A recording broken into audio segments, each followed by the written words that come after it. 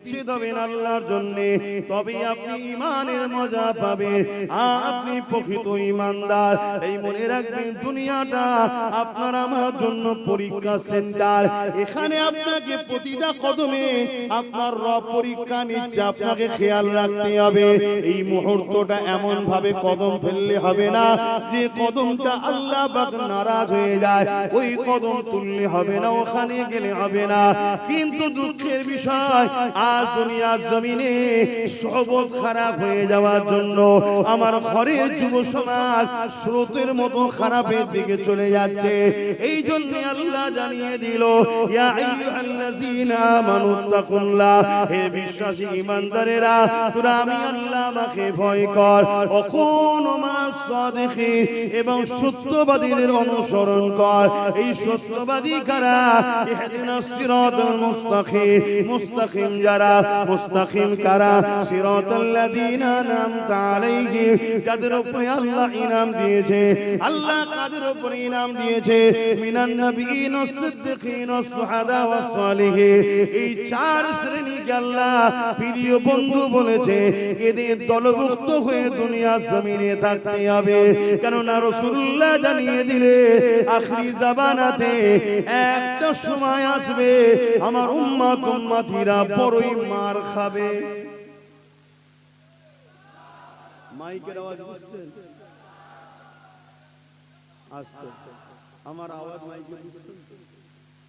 সময় কম, বলার মানে কথাও নেই।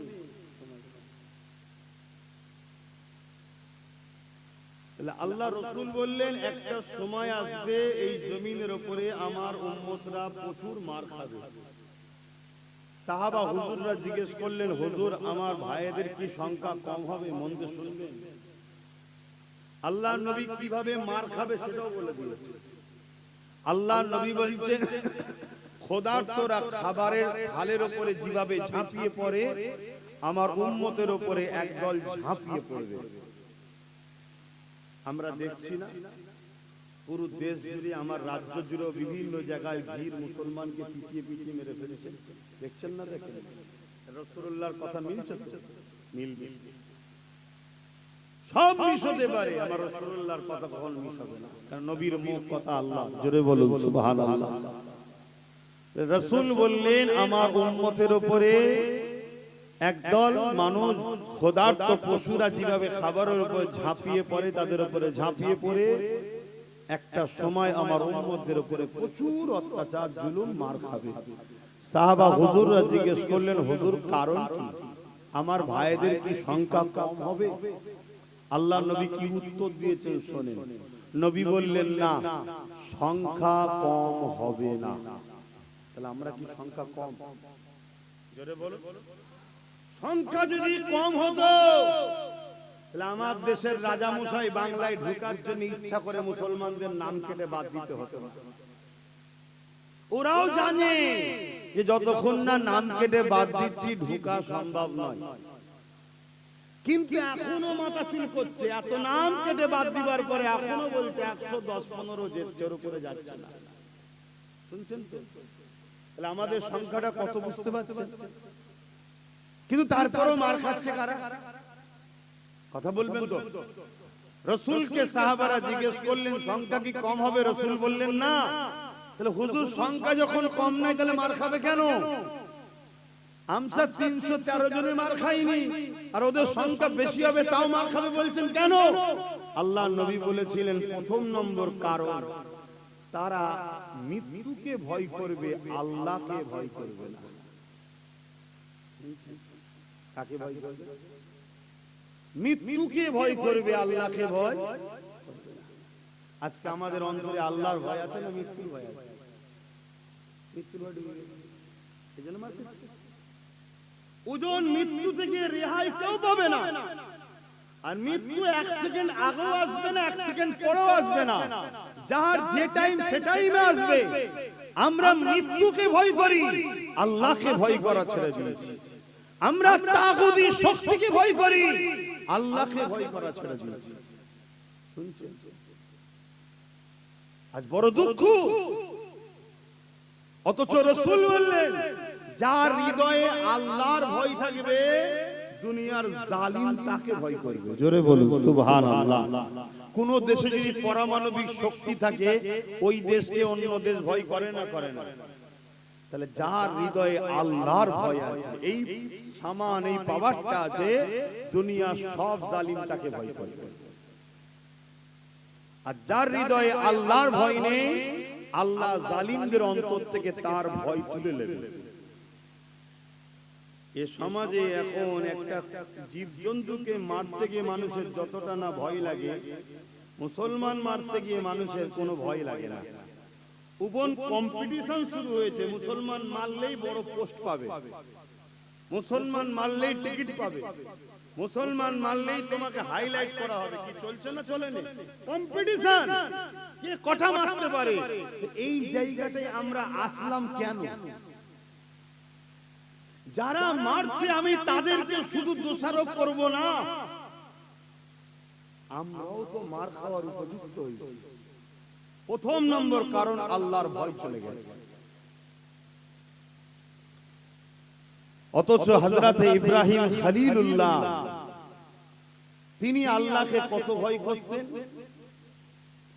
অথচ আল্লাহ তিনাকে বন্ধু বলেছে। তিনি যখন কাঁদতেন শরীর পুরো কাঁপতো। জিজ্ঞেস করা হয়েছে, হুজুর আপনি কাঁপছেন কেন? বলছেন আল্লাহর ভয়ে। আল্লাহ তো বন্ধু আপনি। বলছে আল্লাহর গজবের কথা যখন মনে পড়ে তখন আমার আর কিছু মনে থাকে না। তাহলে প্রথম নম্বর কি জন্য মার খাচ্ছি? খৌফ ইলাহি বেরিয়ে গেছে। তাহলে মার যদি না খেতে চাই কি ঢুকাতে হবে? খৌফে ইলাহি। আর আল্লাহর ভয় যার হৃদয়ে থাকবে সে কখনো দুনিয়ার জালিমের চাটুকারিতা করবে না। দুনিয়ার কোন সন্তান অত্যাচারী স্বৈরাচারী জালিমের নেতৃত্বকে মেনে, জোরে বলো, নেবে না। কেন? তোর জুলুম রাখতো, আমি আমার আল্লাহকে ভয় করি। জোরে বলো সুবহানাল্লাহ। দ্বিতীয় নম্বর কথা রাসূল বললেন, আমার উম্মত লুবি হয়ে যাবে, এজন্য মার খাবে। আজকে আমরা লুবি হয়েছি না? কথা বলে, কথা বলে, এতটা লুবি হয়ে গেছি, অবাক লাগছে। ইতিহাস পড়েছিলাম, ইমামে হুসাইন পাকের কারবালার ইতিহাস পড়েছিলাম। ইমামে হুসাইন পাক সেদিন ইজিদের বিরোধী করেছিল। কে জিতছিল? মন দিয়ে শুনবেন, আজকের জালিম শাসকদের সঙ্গে মিলাবেন। এজিদ একটা অত্যাচারী শাসকের নাম, এজিদ একটা সমাজ বিরোধী শাসকের নাম, এজিদ একটা খুনি শাসকের নাম, এজিদ একটা শরাবী শাসকের নাম, এজিদ একটা প্রজাদের উপরে অত্যাচারী শাসকের নাম, এজিদ একটা তার দরবারে নারীর নাচ নিয়ে আনন্দ ফুর্তি করত। এইরকম একটা বদমাই লম্পট চরিত্রহীন জালিম অত্যাচারী খুনি শাসক ছিল এজিদ। আজকে যদি কারো সঙ্গে এই খসলত গুণ মেলে, মনে রাখবেন আজকের দিনে সে হলো আজকের এজিদ। আমাদের মধ্যে অনেকে মনে করে যে কারবালা শুধু ইমাম হোসেন পাকের হয়েছে। না না, কারবালা প্রতিটা যুগে যুগে হচ্ছে। কারবালা শুরু করেছে ইমাম হোসেন পাক, প্রমাণ করে দিয়েছে নিজের ধর থেকে কল্লা কেটে দিতে রাজি আছি, কিন্তু অন্যায়ের সঙ্গে হাত মিলাতে রাজি না। সেদিনও হাত ছিল, আজও হাতই আছে। সেদিন ছিল হাতের উপরে হাত রেখে সাপোর্ট করে, এখন সুইচ টিপা। শুনছেন তো নাকি? সেই হাতেরই ব্যাপার আছে। শুনছেন তো? এজিদ জালিমের নাম, জুলুমের নাম, অত্যাচারীর নাম, খুনির নাম, চরিত্রহীনের নাম, লুটেরার নাম, প্রজাদের উপর অত্যাচারীর নাম। আজকে যদি কোন শাসক এরকম থাকে তাহলে জানতে হবে আজকের দিনে জালিম এজিদ, ঠিক না? আর আজকে যদি এই এজিদের আপনি সাথে থাকেন তাহলে আপনি নিজেকে আয়নার সামনে দাঁড় করিয়ে বলবেন, আমি যদি সেদিন থাকতাম আমি সেদিনও সেই এজিদের পক্ষে দাঁড়িয়ে হোসাইনের বিরুদ্ধেই আমি থাকতাম। আর আজকে যদি কোন মুসলমান আজকের এজিদের বিরুদ্ধে থাকেন, আপনি ফখর করে বলুন, আল্লাহ যদি সেদিন আপনাকে রাখতো আপনি হোসাইনের পক্ষেই দাঁড়াতেন। জোরে বলুন সুবহানাল্লাহ। দুটো দিক, একটা রহমানের, একটা শয়তানের, একটা জুলুমের, একটা ন্যায়ের, একটা অন্যায়ের, মিথ্যার আর একটা সত্যের। সেদিন মিথ্যার দিকে ছিল এজিদ, সেদিন মিথ্যার দিকে ছিল আবু জেহেল, উতবা, সাইবা, সেদিন শয়তানের দিকে ছিল ফিরাউন, সেদিন শয়তানের দিকে ছিল নমরুদ। আজকের দিনও এরকম জালিম আছে না নাই? একটু কথা বলছেন না কেন? সেদিন এজিদের কাতারে 13,000 হাফেজ আলেম মুফতি ছিল, জানেন? একটু হ্যাঁ কি না বলবেন? আমার আম্মা গুলো শুনছো তো মাইকের আওয়াজ? একটু শুনুন। আম্মা, আমরা কোন পীরের ধর্ম মানি না, কোন পীরজাদার ধর্ম মানি না, কোন মুফতি মৌলানা বক্তার ধর্ম আমরা মানি না। আমরা মানি আমিনার লালের দিন মানি। জোরে বলুন সুবহানাল্লাহ। যারা আমিনার লালের দিনের পক্ষে হবে, সে যদি তার বাপ চাষিও হয়, তার বেটাকে নিয়ে নরে তাকবীর আল্লাহু আকবার দেব। আর আমিনার লালের দিনের দুশমন যদি হয়, আর তার বাপ যদি জগৎ বিখ্যাত ওলি হয়, বাপকে বাপের সম্মান দেব, কিন্তু বেটাকে আমরা মেনে নেব না। কেন? আমরা মুহাম্মদ রাসূলের দিন মানি, কারো বাপের দিনকে আমরা মানি না। শুনছেন তো নাকি? হ্যাঁ, সিস্টেম দুটো ছিল, আজও আছে। ফেরাউনের পক্ষে না বিরুদ্ধে? জোরে বলুন। নমরুদের পক্ষে না বিরুদ্ধে? এজিদের পক্ষে না বিরুদ্ধে? কেন ভাই এরা কি করে? জুলুম, ইসলাম বিরোধী, মানবতার বিরুদ্ধে, তাই তো নাকি? আজকের কেউ যদি ফেরাউন, নমরুদ, এজিদ হয়, তার পক্ষে আপনি দাঁড়াতে পারবেন? আর যদি দাঁড়ান আর ফেরাউনের বিরোধী করেন, তো ফেরাউন তো বলবে, হ্যাঁ আমি কি দোষ করলাম? তুই যার সাথে আছিস তার আর আমার মতো তো পার্থক্য নেই। সে আজকের জালিম, আমি তখনকারের জালিম। কথা শুনছেন না? শুনুন। মুনাফিককে চিনুন, মুনাফিককে বুঝুন। আজ যদি কেউ মনে করে, ও আল্লাহ, মৌলানা সাহেব গেছে যখন, মুফতি সাহেব যখন গেছে, হুজুর সাহেব যখন গেছে, তাহলে মনে হয় এবারে হালাল হয়ে গেছে, এরকম কেউ ভাবছেন না? তার জন্য আমি একটা দলিল দিয়েছি, শোনেন। দলিল: কারবালার মাঠে একদিকে হোসাইন পাক আর একদিকে এজিদ বাহিনী। এজিদ বাহিনীর সংখ্যা 25,000, কত? আর হোসাইন পাকের মাত্র 72 জন। ইখতিলাফ আছে, 72টা বেশিরভাগ মশহুর 72 জন। এই যে এজিদের 25,000 আছে, এই 25,000 এর মধ্যে 3,000 হাফেজ আছে, 3,000 মুফতি আছে, 7,000 আলেম রয়েছে। তরোয়াল নিয়ে এসেছে, হোসাইনের বিরুদ্ধে লড়বে। তাহলে 13,000 হাফেজ আলেম মুফতি হোসাইনের বিরুদ্ধে লড়তে এসেছিল। তাহলে কি এজিদ ঠিক ছিল? কথা বলছেন না তো? মুফতি সাহেব রয়েছে তো, হাফেজ সাহেব রয়েছে তো, মৌলানা সাহেব রয়েছে তো, এখন তো আবার হুজুরও আছে। তাহলে জায়েজ হবে না? ঘাবড়ে যাবেন না, মরতে হবে। আল্লাহ আমাদের পরীক্ষা নিচ্ছে। আমাদের বাপকে আল্লাহ পরীক্ষা নিয়েছে না নাই? সৈয়দনা ইব্রাহিম আলাইহিস সালাম হক কথা বলেছে, গরিবের পক্ষে, ন্যায়ের পক্ষে, তাওহীদের পক্ষে যখন কথা বলেছে, তখন তৎকালীন যে জালিম শাসক ছিল, নাম কি বলুন? নমরুদ। বলবেন তো? নমরুদ। নমরুদ কি করলো? ইব্রাহিম নবীকে বিশাল আগুন তৈরি করেছে, সে আগুনে ফেলতে যাচ্ছে। ফেলার সময় ইব্রাহিম নবীকে বলছে, ইব্রাহিম, তোমার এখনো সময় আছে, কেন আমার সঙ্গে ঝগড়া করছো? মানুষকে কেন আমার বিরুদ্ধে ভুল বুঝাচ্ছ? কেন মানুষকে বিগড়াচ্ছ? মানুষ আমাকে মানছে, তোমার অসুবিধা কি হচ্ছে? তোমার দরকার হয় 2-3টে এলাকা এলাও, রাজত্ব করো, মজা করো, আয়েশ করো। শুনছেন তো? এটা একটা টিকিটে বিক্রি হয়ে গেছে। তখন 2-3টে এলাকা, দেশ, পুরো পৃথিবীর রাজা ছিল নমরুদ। নিয়ে নাও, কেন আমার বিরোধী যাচ্ছ? আর যদি না লাও, আগুনে ফেলে দেবো। এখানে কেউ আগুনে ফেলবে বলছে না, তাতেই সব আমাদের দেশে খারাপ। এই সময় আব্বা জান ইব্রাহিম আলাইহিস সালাম বলেছিলেন, হে জালিম নমরুদ, আমি আমার আল্লাহকে ভালোবাসি। আল্লাহর সৃষ্টি দেখে তুই জুলুম করছিস, আল্লাহর সৃষ্টি দেখে ভুল রাস্তায় নিয়ে যাচ্ছিস, আমি তাই তোর বিরোধী করছি। নমরুদ রেগে গেল। মন দিয়ে শুনবেন যুবকরা, তোমাদের আব্বা হয়, প্রত্যেকটা মুসলমানের পিতা ইব্রাহিম আলাইহিস সালাম, বাপের বেটা একটু তো খসলো থাকা দরকার। ভুল হয় জানি, আমার কি ভুল নেই? আমারও অনেক ভুল আছে, কি তা বলে দিনের সঙ্গে গাদ্দারি করবে, মানুষ জাতির সঙ্গে জুলুম করবে? খুব মন দিয়ে শোনে। তা ইব্রাহিম আলাইহিস সালামকে চরকিতে তুলেছেন, যেটা ঘুরিয়ে ফেলবে, কপিকল টাইপের একটা ঘুরিয়ে ছুঁড়ে, এত আগুনের তাপ, কাছে যেতে পারছে না, এত বিশাল আগুন, উপর দিয়ে পাখি যেতে পারে না, পড়ে যাচ্ছে আগুনে, কত ভয়ানক আগুন। ইব্রাহিম আলাইহিস সালামকে চরকিতে তুলেছে, ঠিক এমন সময় জিবরাইল আলাইহিস সালাম এসে চরকি ধরে ফেলেছে, ধরে বলছে, ভাই ইব্রাহিম, তোমাকে তো আগুন ফেলবে, কিছু হেল্প করব? ইব্রাহিম সাল্লাম কি উত্তর দিচ্ছে শোনো, ভাই জিবরাইল, আল্লাহ আমাকে পরীক্ষা নিচ্ছে। আমি তো বলি আল্লাহকে ভালোবাসি, আমার পেটের পরীক্ষা নিচ্ছে আল্লাহ। আমার আম্মারা, বোনেরা, মন দিয়ে শোনেন, যা ক্ষতি করেছেন তার বলে কাজ নেই। 1000-1200 টাকায় নিজের ছেলের চাকরি বাকরি সব ভবিষ্যৎ শেষ করে ফেলেছে, শিক্ষা তো শেষ, শুধু মদের দোকান দেখা যাচ্ছে, স্কুল নেই। যা করেছেন করেছেন, এখনো তওবা করার সময় আছে।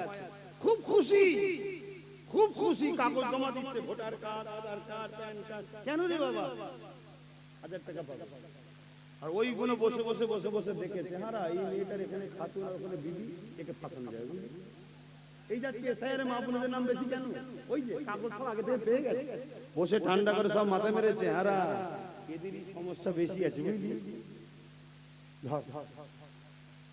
লোভে পাপ, পাপে ফাঁসা খাচ্ছে বলেন। কিন্তু এরপরও বলবো, আল্লাহর কাছে তওবা করুন। এখন আপনার সিদ্দিকী বেঁচে আছে, যখন বেঁচে আছি কথা দিচ্ছি, এর সমস্যা সমাধানের জন্য আপনাদের সাথে আছে। মরে গেলাম কি করে থাকবো?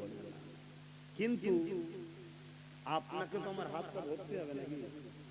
আপনি বিপদে পড়েছেন, আমি তুলছি, ডুবছেন, আপনি ধরবেন না, তাহলে আমি কি করতে পারি?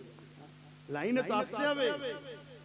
তো ভাইয়া শুনেন মন দিয়ে, তো সেই জায়গায় আব্বা জিবরাইল সাল্লামকে কি বলছে ইব্রাহিম সাল্লাম, জামাকে আল্লাহ পরীক্ষা নিচ্ছে, এখন একদম ডিস্টার্ব করো না। তবে যাবার আগে শোনো, ও হযরত জিবরাইল, আমার আল্লাহ তিনি শাইউন কাদির, এই আগুনের মধ্যে আমাকে বাঁচাতে পারে। জোরে বলুন সুবহান। কি ঈমান দেখেন বাপরে, আমাদের ঈমান। এ জিবরাইল, যারা আপনি ডিস্টার্ব করবেন না, আমার আল্লাহ আমাকে দেখতে পাচ্ছে। আল্লাহ যদি চায় ইব্রাহিমকে বাঁচাবো, এই আগুনের মধ্যে বাঁচাতে পারে। আর আল্লাহ যদি ইব্রাহিমকে পরীক্ষা নিবার জন্য আগুনে পুড়িয়ে আমাকে মেরে দেয়, শহীদ হয়ে যায়, ইন্তেকাল হয়ে যায়, আমি ইব্রাহিমের কথা শুনে যান, একটা জান দিয়েছে আল্লাহ, যদি আবার ফিরিয়ে দেয়, আবার আল্লাহর জন্য পড়তে রাজি, আবার যদি ফিরিয়ে দেয়, আবার পড়তে রাজি, আবার যদি ফিরিয়ে দেয়, আবার পড়তে রাজি। এই জিবরাইল শুনে রেখে দাও, আমার আল্লাহ যদি আমাকে পরীক্ষা নেয়, আমি আল্লাহর প্রেমে একবার নয় 1000 বার পুরে প্রমাণ করে দেবো, আল্লাহ আমার কাছে আমার জানের থেকে আপনাকে বেশি ভালোবাসি। আরো জোরে বলুন সুবহান। কি পরীক্ষা! আর আজকে আমাদেরকে আল্লাহ পরীক্ষা নিচ্ছে, আমরা ফয়সালা করতে পারছি না। কেমন পরীক্ষা? একদিকে বিজেপি আর একদিকে টিএমসি। শুনছেন তো নাকি? বিজেপি ও মসজিদ মাসাদ দুশ্মন, ইও মসজিদ মাসাদ দুশ্মন, ও ডাইরেক্ট এ ইনডাইরেক্ট। শুনছেন তো নাকি? এ বারবার বলছে আমাকে ভোট না দিলে বিজেপি চলে আসবে, আর বিজেপি বলছে আমাকে ভোট না দিলে মোল্লারা দেশ দখল করে নেবে। এদের দুজনের সেটিংটা দেখেছেন? বিজেপি হিন্দু ভাইদের কাছে বলছে আমাকে ভোটটা না দিলে মোল্লারা দখল করে নেবে, পাকিস্তান এসে যাবে। আর টিএমসি মুসলমান পাড়ায় গিয়ে বলছে কি, ভোট ভাগাভাগি করলে আমাকে না দিলে বিজেপি চলে যাবে। অথচ দুজনই দেশের গাদ্দার, দুজনই দেশকে শেষ করে দিচ্ছে। না হিন্দুরা নিরাপদে আছে, না মুসলমানরা ভালো আছে, না দেশ উন্নতি হচ্ছে, না মুসলমান হিন্দুর কারো বিকাশ হচ্ছে। কিন্তু দুজনে কেমন গেম প্ল্যান। তো যাক, আমার হিন্দু ভাইরা কি ফয়সালা দেবে সেটা তাদের স্বাধীনতা, কিন্তু আমার কমকে একজন ধর্মগুরু হিসেবে বুঝাতে পারি তো নাকি? এটা জনসভা না, জনসভা হলে হিন্দু মুসলমান সবাইকে বুঝাতাম, এটা ধর্মসভাতে এখন আমার মুসলমানকে শুধু বলবো, কেন হুজুর হিসেবে এসেছি, নেতা হিসেবে না। যদি বলেন হুজুর তাহলে রাজনীতির কথা বলছেন কেন? হুজুরেরই কাজ তার মুরিদদেরকে রাজনীতি শেখানো। কারণ রাজনীতি করা হালাল, দুর্নীতি করা হারাম। যদি রাজনীতির নামে দুর্নীতি হয়, শোষণ নীতি হয়, আমার মুরিদগুলো জাহান্নামে চলে যাবে। মানে ভাই বাপ মার কথা বলছি রে বাবা, দাদা হুজুর, আমার কওমের মানুষ, আমার নবীর উম্মত। রাজনীতি কাকে বলে আর দুর্নীতি কাকে বলে এটা শিখাবে কারা? হুজুররা, মুলি সাহেবরাই শিখাবে তো, তাই তো নাকি? না হয় রাজনীতির নামে রাজনীতি করতে গেছে, ঝান্ডা হাতে ধরিয়ে দিয়েছে, দিয়ে বলছে ধর্ম যার যার উৎসব সভা, ধর্ম যার যার উৎসব সভা। আজকে আবার দেখছিলাম, কই গো মাওলানা সাহেব, ওঠো নমস্কার করো, দেখলেন না? তা আমি তো শিখাবো, আমি তো শিখাবো রাজনীতি করতে নেবে যেমন আল্লাহ আকবার বলবি না, নমস্কারও বলবি না। কেন? নমস্কার আমার হিন্দু ভাইদের স্টাইল, আর আসসালামু আলাইকুমটা আমাদের স্টাইল। অতএব রাজনীতি যখন করতে গেছি, সেখানে দেশের মানুষ আছে, হিন্দু আছে, মুসলমান আছে, সেখানে আসসালামু আলাইকুমও বলার দরকার নেই, আর নমস্কার দিবারও দরকার নেই। উঠেই বলবি, আমার প্রিয় দেশবাসী, আমার বাংলার মানুষ, আমি তোমাদের ঘরে যদি জিতাও বাসটা ভালো হবে দেবো। তাই তো নাকি? হাই দেখেন বলছে ঠিক। উঠে আপনার যা বলার সেটা বলবেন, যে আমাকে যদি জিতান আমি আপনাদের জন্য বিধানসভায় আওয়াজ তুলবো, এলাকার যা প্রয়োজন আছে সেটা মিটাবো, এই তো কথা রে বাবা। কিন্তু না, ওখানে বলতে পারছে না যে এটা আমাদের বলা যায় না। কেন? যদি আবার টিকিটটা ক্যান্সেল করে দেন। এটা গেল। আবার আমার ঘরের একটা রয়েছে, টুপিটাকেই বাদ দিয়েছে। হাই রে, তুই কি? হ্যাঁ, ভাই ভাইয়ের জায়গায় ভাই, ভাই ভাইয়ের জায়গায়, রাসূলুল্লাহর আগে ভাই নয়, দিনের আগে ভাই নয়। আমি তাকে ব্যক্তি আক্রমণ করছি না, তার হিদায়াতের জন্য দোয়া যেমন চাইছি, ইনার হিদায়াতের জন্য দোয়া চাইছি। আল্লাহ এদের দুজনকে হিদায়াত করুক, বলুন আমিন। এ ভাই নাই বলে যে বলবো হিদায়াত হবে না তা না, একে আল্লাহ হিদায়াত করুক, এই শয়তানদের থেকে চলে আসুক, আমার ভাইটাও যেন ফিরে আসে, বলুন আমিন, বলুন আল্লাহুম্মা আমিন। এদের হিদায়াত দরকার, ঠিক না বেটি? কিন্তু এদের হিদায়াতের জন্য সবথেকে বড় ওসিলা হলো এদের হারা দরকার। আমার কথা কি কষ্ট? এদের হিদায়াতের জন্য সবচেয়ে প্রথম রাস্তা হলো হারা দরকার। কারণ জিতে গেলে আরো হারামের মাল ঝাড়বে, আর যত হারাম খাবে তত জাহান্নামের দিকে যাবে, পরিবর্তন হওয়ার রাস্তা পাবে না। যদি বলেন আমরা হুজুর মানুষ খাবো কেন, তুই খাবি না আমি জানি, কিন্তু তোকে খেতে হবে। কেন? নিজের জন্য না খেলো, যার ইশারায় উঠে বলছিল নমস্কার করো, যার জন্য বলছি আগুনে ঝাঁপতে দেবো, সে বলবে লিয়া ইনকাম করে। কথা বুঝছেন না? বোঝেন না? হ্যাঁ, আর না হয় তোকে বলবে গ্যাজের কেসে ভরে দেবো। তুই ভাববি আমি হুজুর মানুষ, বলি যে মানুষ গ্যাজের কেস খেয়ে যাবো, চুরি করেই নিয়েছি।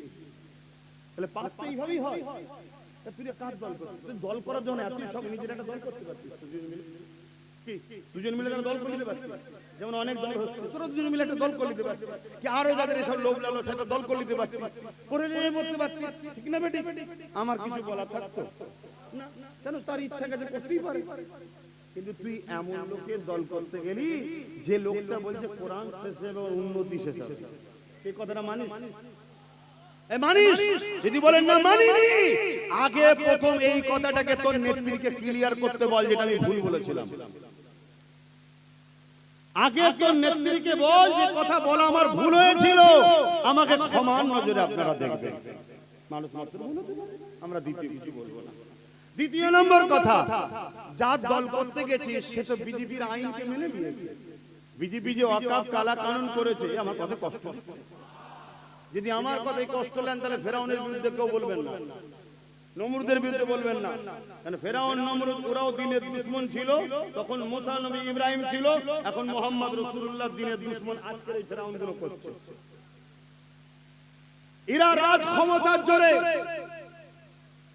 ওয়াকফকে মিটাতে চাইছে।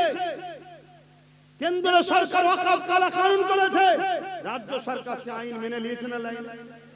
রাজ্য সরকার দুর্গাপুরে বুলডোজার দিয়ে মাদ্রাসা ভেঙেছে না ভাঙেনি? নদিয়াতে ঈদগাহ দখল করেছে না করেনি? এই রাজ্যে ওয়াকফের জায়গার উপরে বিজেপির পার্টি অফিস আছে, যদি রাজ্য সরকারের পুলিশ চাইতো বাধা দেবে।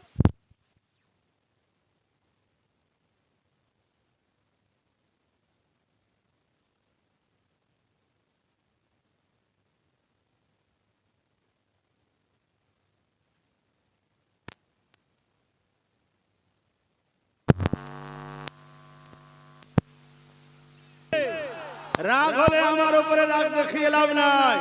তুমি যদি তোমার দাদা দিদির দলকে ভালোবাসো আর তার বিরুদ্ধে বললে যদি তোমার রাগ হয়, তাহলে আমি আমার কোরআনকে ভালোবাসি, আমার কোরআনের বিরুদ্ধে যে বলবে তার উপরে রাগ হবে। তুমি যদি তোমার দাদা দিদির দলকে ভালোবাসো, তাদের বিরুদ্ধে বললে যদি তোমার রাগ হয়, আমি আমার ওয়াকাফ মসজিদ মাদ্রাসা কবরস্থানকে ভালোবাসি, তার বিরুদ্ধে যে করবে তার উপরে আমার রাগ হয়।